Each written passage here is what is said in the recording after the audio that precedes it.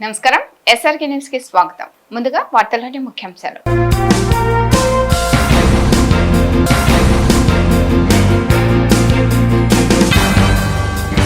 నగరిలో జగన్ ఎన్నికల ప్రచారం భారీగా తరలివచ్చిన అభిమానులు.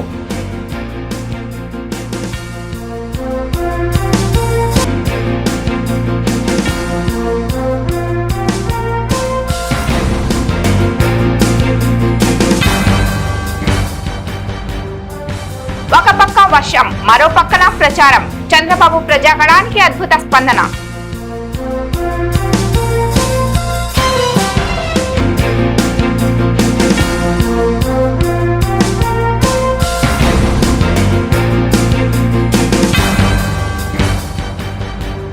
గుంటూరు వంటంలో ముస్లింల ఆత్మీయ సమావేశం. అతిథిగా హాజరైన వైసీపీ ఎమ్మెల్యే అభ్యర్థి నూరి ఫాతిమా.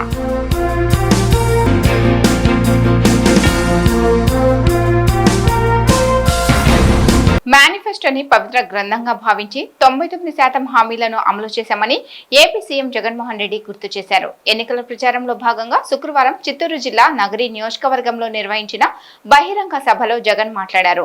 రాష్ట్ర ప్రజలకి అభివృద్ధి సంక్షేమాన్ని అందించడానికి 130 సార్లు బటన్ నొక్కానని, లంచాలకి తావు లేకుండా పథకాలు అందించామని అన్నారు.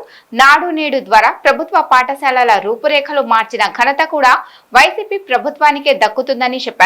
సూపర్ 6 పథకాలను ప్రజలు నమ్మొద్దని, అవ్వాతాతలకి పెన్షన్ ఇంటికి రావాలంటే వైసీపీకి ఓటు వేయాలని పిలుపునిచ్చారు.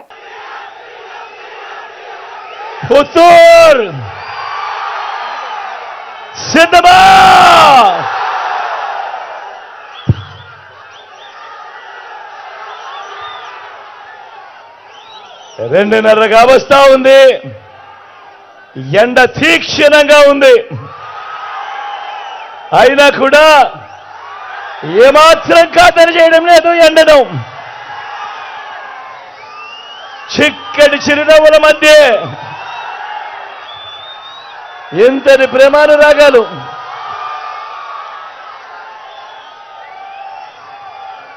ఎంతటి ఆప్యాయతలు, ఇంతటి ఆత్మీయతలు.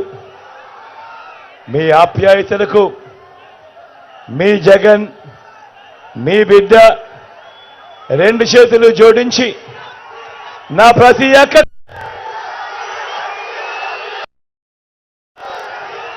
నా ప్రతి చెల్లెమ్మకు,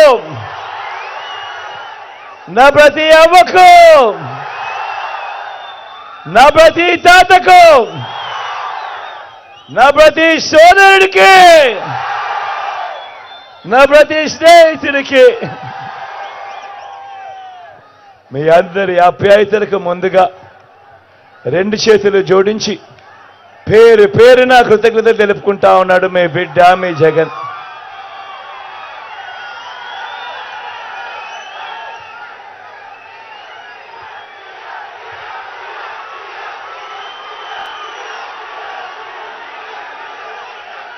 థ్యాంక్ యూ.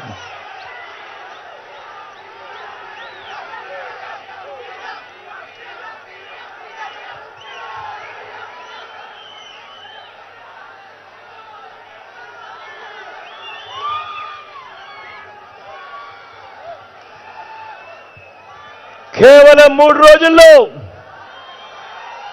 జరగనున్న ఈ కురుక్షేత్ర మహాసంగ్రామం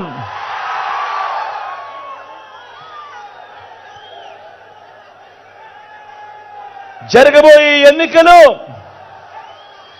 కేవలం ఎమ్మెల్యేలను, ఎంపీలను ఎన్నుకునే ఎన్నికలు కావివి. జరగబోయే ఈ ఎన్నికలు రాబోయే 5 ఏళ్ల మీ ఇంటింటి అభివృద్ధిని, పథకాల కొనసాగింపును నిర్ణయించబోయే ఎన్నికలు ఈ ఎన్నికలు. జగన్కు ఓటు వేస్తే పథకాలన్నీ కొనసాగింపు, ఇంటింటి అభివృద్ధి. అదే పొరపాటున చంద్రబాబుకు ఓటు వేస్తే పథకాలన్నింటి ముగింపు, మళ్ళీ ఇది చంద్రబాబు చెప్పిన సత్యం. సాధ్యం కాని హామీలతో ఆయన ఇచ్చిన మేనిఫెస్టోకు ఇది అర్థం. అందరూ కూడా ఈ విషయాలను ఉన్న పొరపాటున చంద్రబాబును నమ్మటము అనంటే కొండ చిలువ నోట్లో తలబెట్టడమే అన్నది. జ్ఞాపకం పెట్టుకోమని కోరుతా ఉన్నా. ఇవాళ మీ అందరితో కూడా ఈ విషయాలు చెబుతూ మీ అందరినీ కూడా ఆలోచన చేయమని కోరుతా ఉన్నా. మీ అందరినీ కూడా ఈరోజు నేను చెప్తా ఉన్న ఈ మాటలు, ఈరోజు నేను చెప్తా ఉన్న ఈ పనులు, ఈరోజు చెప్తా ఉన్న ఈ మార్పులు, ఇవన్నీ మనం గతంలో ఎప్పుడైనా చూశామా, మనకెప్పుడైనా గతంలో జరిగాయా అన్నది ప్రతి ఒక్కరిని కూడా ఆలోచన చేయమని అడుగుతా ఉన్నా. దేవుడి దయతో మీ అందరి చల్లని దీవెనతో ఈ 59 నెలల్లోనే జరగని విధంగా, రాష్ట్ర చరిత్రలో ఎప్పుడు చూడని విధంగా మొట్టమొదటిసారిగా నా అక్క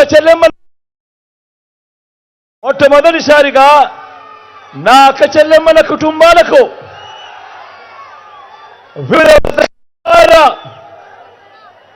ఏకంగా 1,000 కోట్ల రూపాయలు, మరొకసారి చెప్తా ఉన్నాను,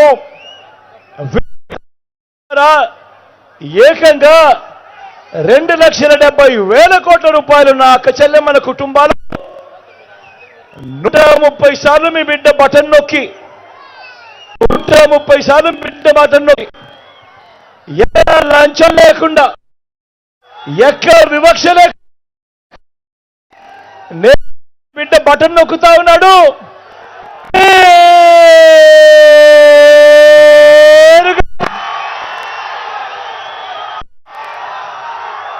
నా అక్క చెల్లెమ్మల కుటుంబాలకే వారి చెయ్యి నేరుగా డబ్బులు వెళ్ళిపోతా ఉన్నాయి. రానున్న ఎన్నికల్లో సైకో జగన్మోహన్ రెడ్డి ఓటమి ఖాయమని తెలుగుదేశం పార్టీ అధినేత నారా చంద్రబాబు నాయుడు జోస్యం చెప్పారు. కృష్ణా జిల్లా గన్నవరంలో శుక్రవారం నిర్వహించిన ప్రజాగళం కార్యక్రమంలో చంద్రబాబు పాల్గొని ప్రజల్ని ఉద్దేశించి ప్రసంగించారు. నవరత్నాల పేరుతో జగన్మోహన్ రెడ్డి ప్రజల్ని మోసం చేశారని, ప్రజల ఆస్తులపై జగన్ ఫోటో ఎందుకు అని ప్రశ్నించారు. వైసీపీ మరోసారి అధికారంలోకి వస్తే భూములు అమ్మాలన్నా కొనాలన్నా జగన్ అనుమతి తీసుకోవాల్సి ఉంటుందని హెచ్చరించారు. తాను అధికారంలోకి వచ్చిన వెంటనే రాజకీయ రౌడీలని తొంగలో తొక్కిస్తానని అన్నారు. భారీ వర్షాల సైతం లెక్క చేయకుండా ఎన్డీఏ కూటమి నాయకులు సభకి తరలి రావడం శుభపరిణామమని కొనియాడారు. మే నెలలో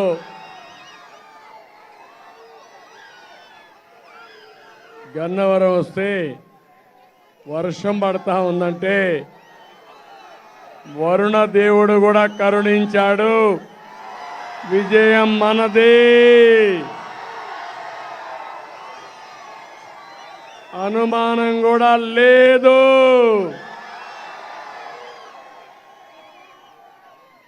గౌరవనీయులు తెలుగుదేశం పార్టీ అభ్యర్థి గన్నవరం కాబోయే ఎమ్మెల్యే యార్లగడ్డ వెంకట్రావు గారు మచిలీపట్నం జనసేన అభ్యర్థి, మిత్రపక్షాలు బలపరిచే అభ్యర్థి బాలశౌరి గారు వర్షంలో తడుస్తూ నాకు స్వాగతం పలికిన తెలుగుదేశం, జనసేన, బీజేపీ కార్యకర్తలు, నాయకులు, ప్రత్యేకంగా మా తెలుగింటి ఆడబిడ్డలు, వరుణ దేవుడు మిమ్మల్ని చూస్తే భయపడుతున్నాడు. వర్షాన్ని లెక్క పెట్టుకోలేదు, ఎండలు లెక్క పెట్టుకోలేదు. ఒకే ఆలోచన, గెలిపే ధ్యేయంగా పనిచేస్తున్న మిమ్మల్ని నా గుండెల్లో పెట్టుకుంటానని మీ అందరికీ హామీ ఇస్తున్నా.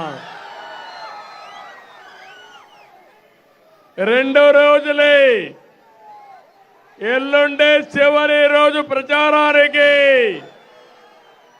3 రోజుల్లో ఎన్నికలు అయిపోతున్నాయి. తాడేపల్లి ప్యాలెస్ లో ఒక సైకో ఉన్నాడు. గన్నవరంలో ఒక పిల్ల సైకో ఉన్నాడు.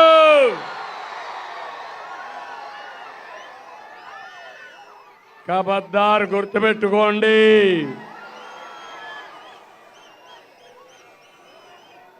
తిన్నింటి వాసాలు లెక్క పెట్టే వ్యక్తి ఇక్కడ ఉండేవాడు.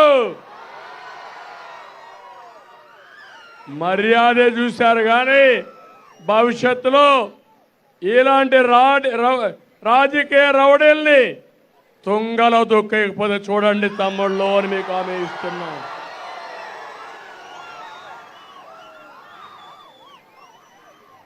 యార్లగడ్డ వెంకట్రావు చదువుకున్న వ్యక్తి, రాజకీయాలు ఆధారంగా చేసుకోలేదు. అమెరికాకి వెళ్ళి తెలివితేటతో డబ్బులు సంపాదించిన వ్యక్తి యార్లగడ్డ వెంకట్రావు. ఇక్కడ ఉండే సైకో రౌడీజం చేసి భూ కబ్జాలు చేసి డబ్బులు సంపాదించిన వ్యక్తి. అందుకే హామీ ఇస్తున్నా, ఇక్కడ మేము కానీ మా మిత్రుడు పవర్ స్టార్ పవన్ కళ్యాణ్ గారు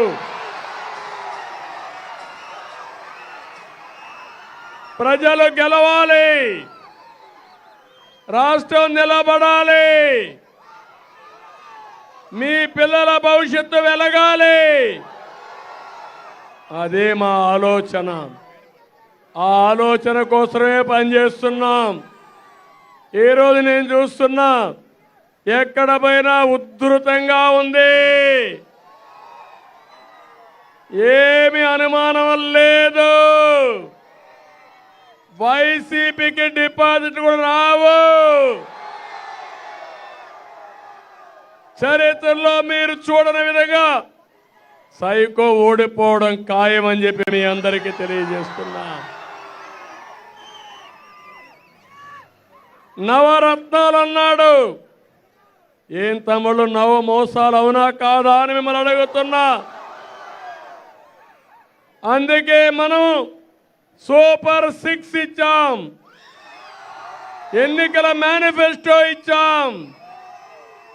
మనం ఇచ్చిన ఎన్నికల మేనిఫెస్టో ముందర వైసీపీ మేనిఫెస్టో వెలవెలబోయింది, మంది కళకళలాడింది, ప్రజల్లో ఆశలు పెరిగాయి.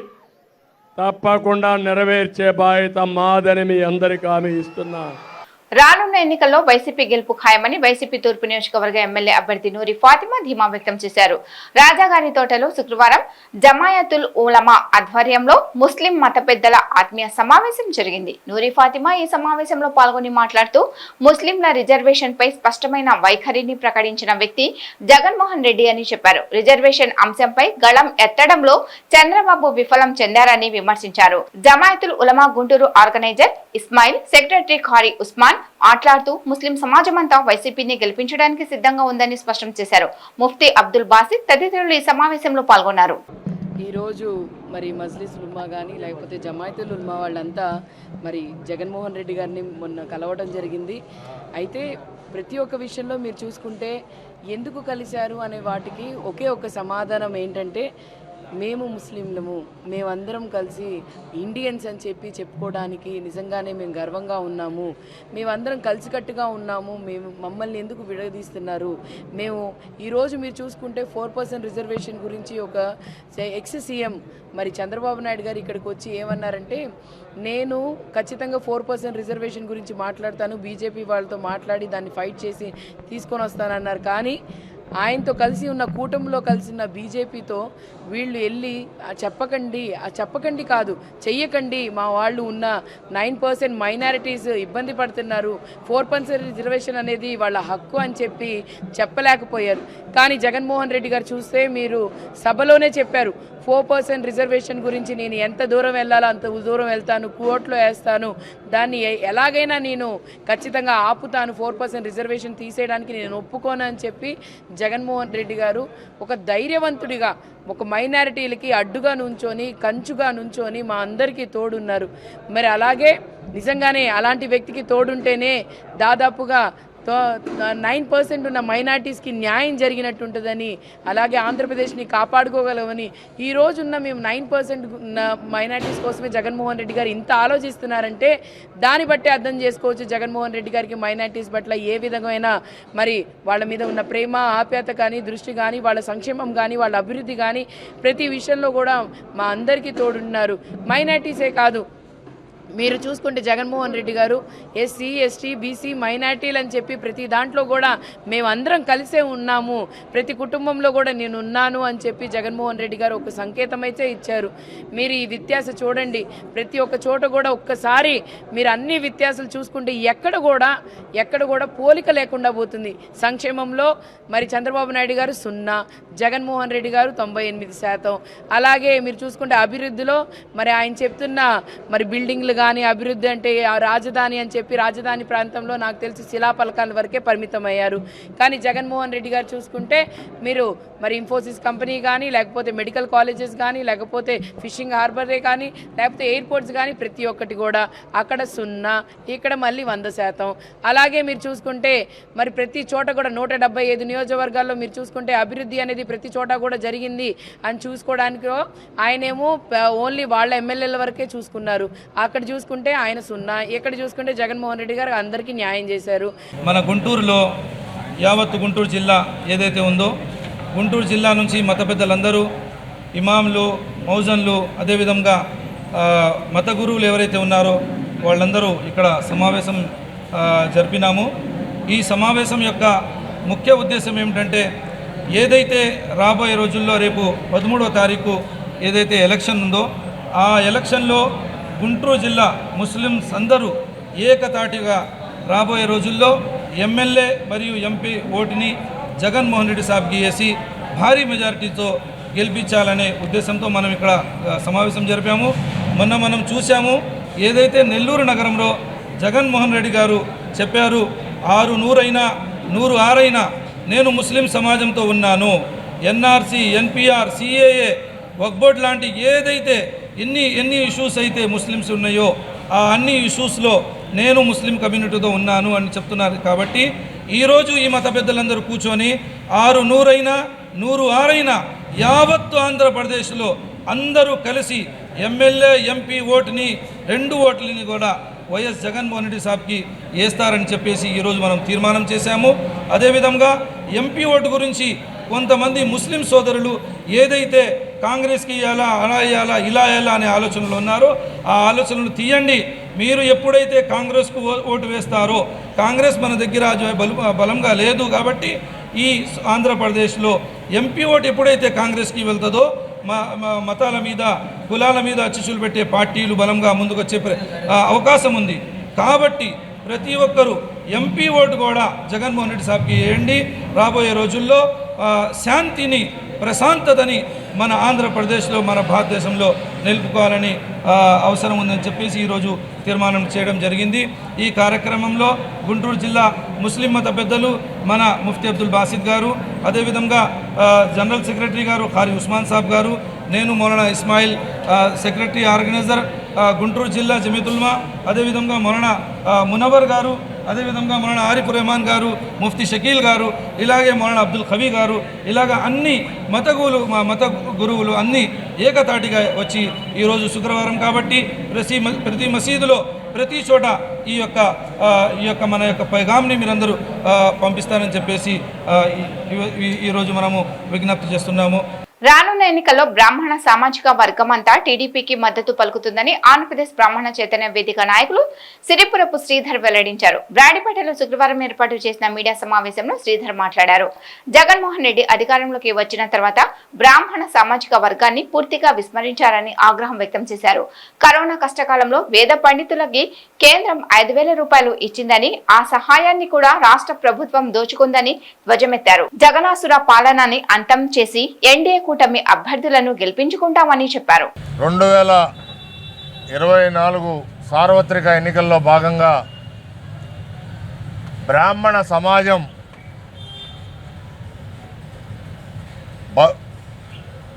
భవితవ్యం, బ్రాహ్మణ సమాజం మద్దతు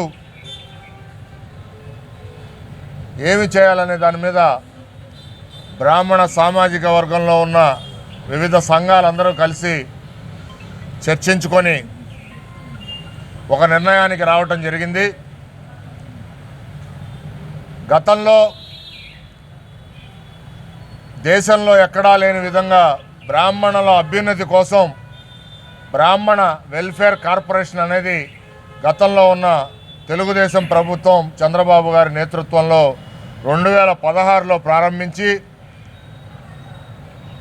రాష్ట్ర వ్యాప్తంగా ఉన్న 3.5% బ్రాహ్మణ జనాభాకు వివిధ పథకాల రూపంలో 280 కోట్ల రూపాయలు నిధులు గత ప్రభుత్వం ఖర్చు చేయడం జరిగింది.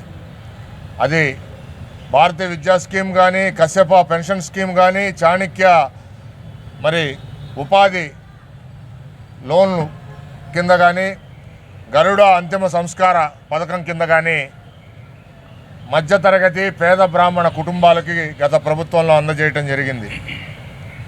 తర్వాత వైఎస్ జగన్మోహన్ రెడ్డి గారి ప్రభుత్వం రావటం 5,000 కోట్ల రూపాయలు బ్రాహ్మణ కార్పొరేషన్ కేటాయిస్తానని చెప్పటం, బాపట్ల సభలో వైజాగ్ మీటింగ్లో జగన్ గారు పాదయాత్రలో హామీలు ఇవ్వటం, ప్రభుత్వంలోకి వచ్చినాక హామీలన్నీ బుట్టదాఖలు చేయటం, బ్రాహ్మణులకి ఉన్న పెన్షన్స్ అన్నీ తీసేయటం, పిల్లలకి సంబంధించిన స్కాలర్షిప్ పథకాలని తీసేయటం, అసలు బ్రాహ్మణ కార్పొరేషన్ని నిర్వీర్యం చేసేసి దారుణమైన పరిస్థితిని బ్రాహ్మణ సమాజాన్ని 5 ఏళ్లలో వెనక్కి నెట్టేయటం జరిగింది. ఆర్థికంగా 2 సంవత్సరాల పాటు కరోనా వచ్చి ఆర్థికంగా వెనక్కి వెళ్తే మొక్కుబడిగా మరి మోడీ గారి ప్రభుత్వం నుంచి అన్ని దేవాలయాల అర్చకులకి, పురోహితులకి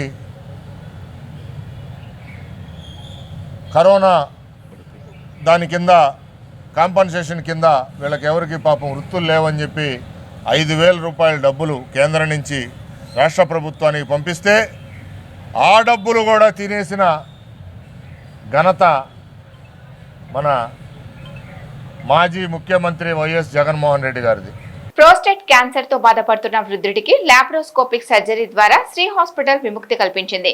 సిరిపురం గ్రామానికి చెందిన 64 ఏళ్ల వృద్ధుడు రాజు మూత్రమార్గ రక్తస్రావంతో బాధపడుతూ శ్రీ హాస్పిటల్లో వైద్యుల్ని సంప్రదించాడు. ఈ క్రమంలో ప్రోస్టేట్ క్యాన్సర్ అని తేలడంతో యూరాలజిస్ట్ వైద్యులు జ్ఞానప్రకాష్, సురేష్ వారి వైద్య బృందంతో లాప్రోస్కోపిక్ సర్జరీ చేసి సమస్యకి పరిష్కార మార్గాన్ని చూపించారు.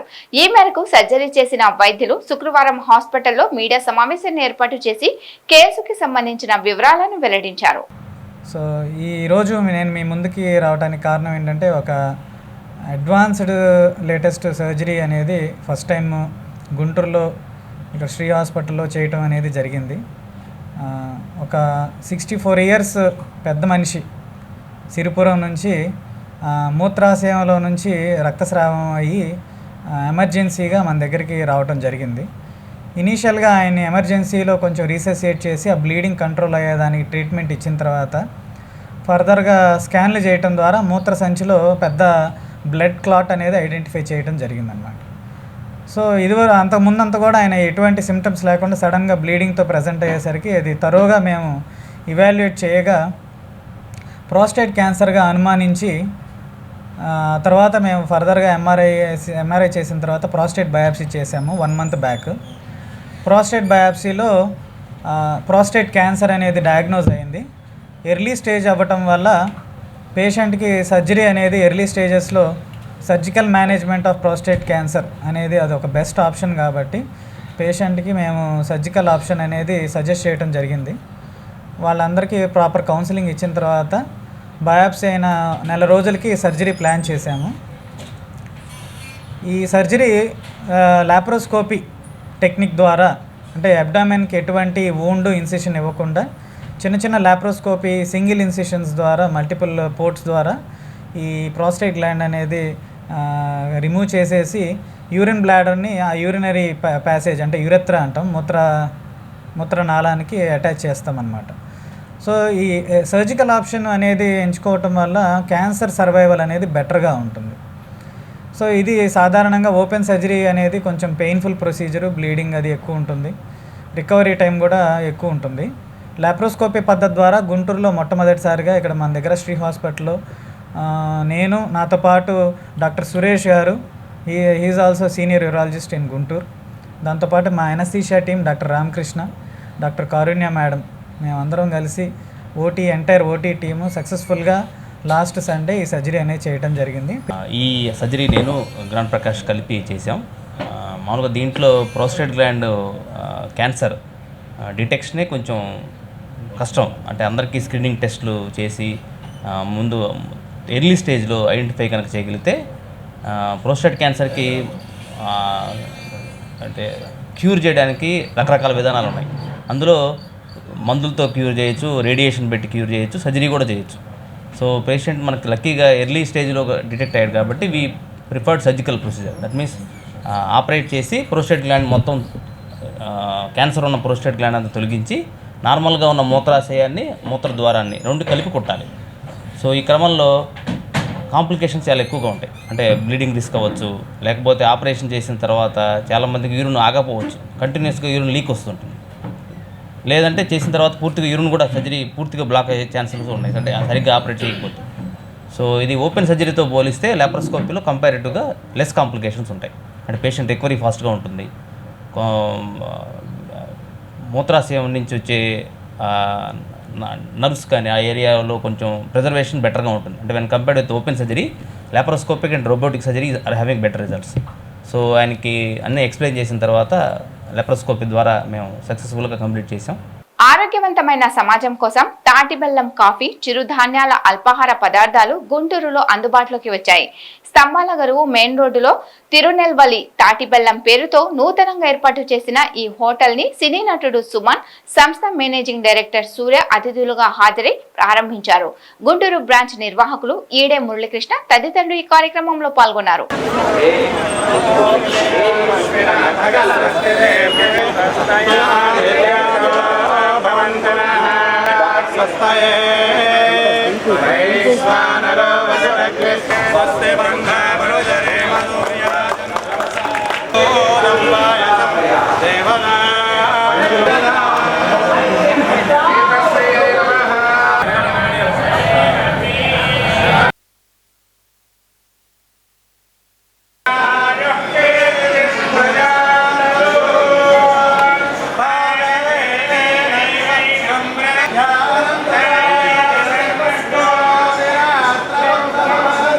ఈరోజు గుంటూరులో మరి మా అభిమాని అత్యంత ఫ్యామిలీ ఫ్రెండ్ ఈడే మురళీకృష్ణది అనుగ్రహ ఫుడ్స్ అని చెప్పి ఓపెనింగ్ అండి.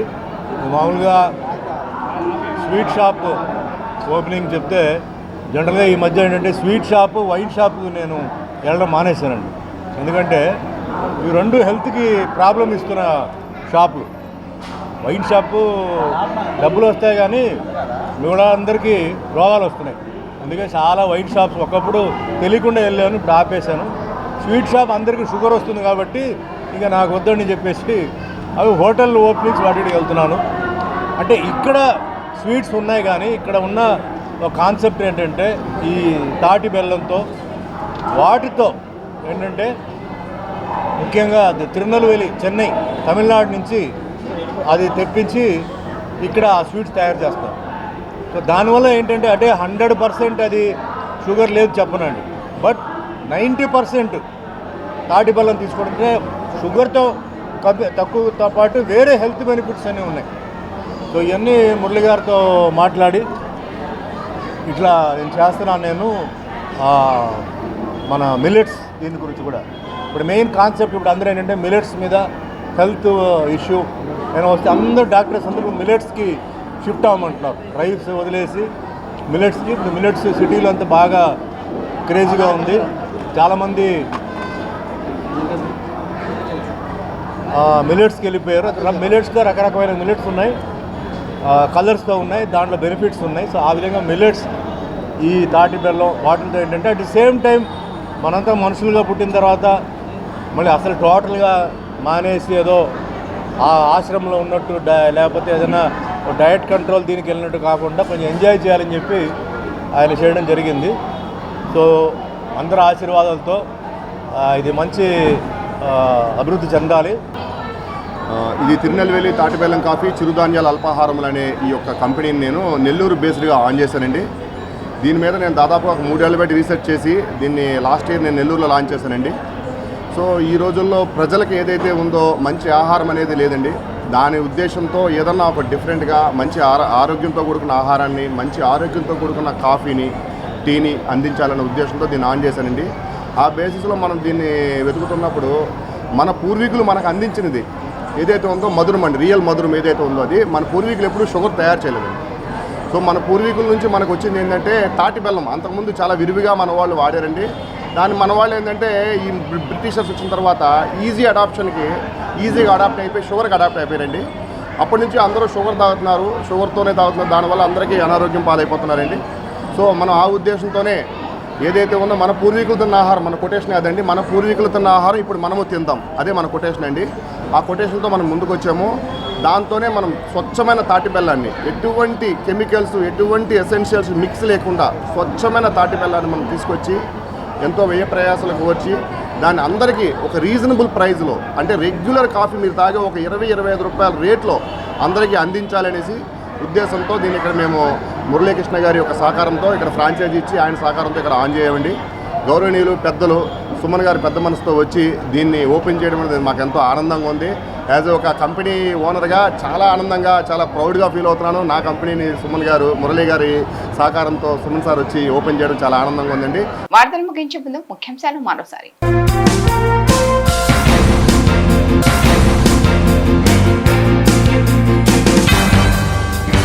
నగరిలో జగన్ ఎన్నికల ప్రచారం, భారీగా తరలివచ్చిన అభిమానులు.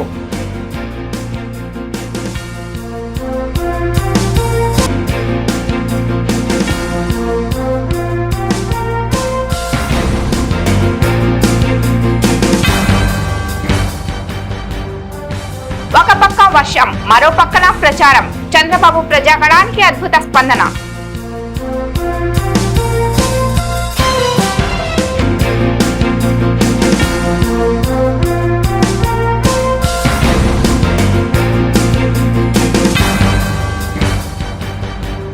గుంటూరు వంటంలో ముస్లింల ఆత్మీయ సమావేశం, అతిథిగా హాజరైన వైసీపీ ఎమ్మెల్యే అభ్యర్థి నూరి ఫాతిమా.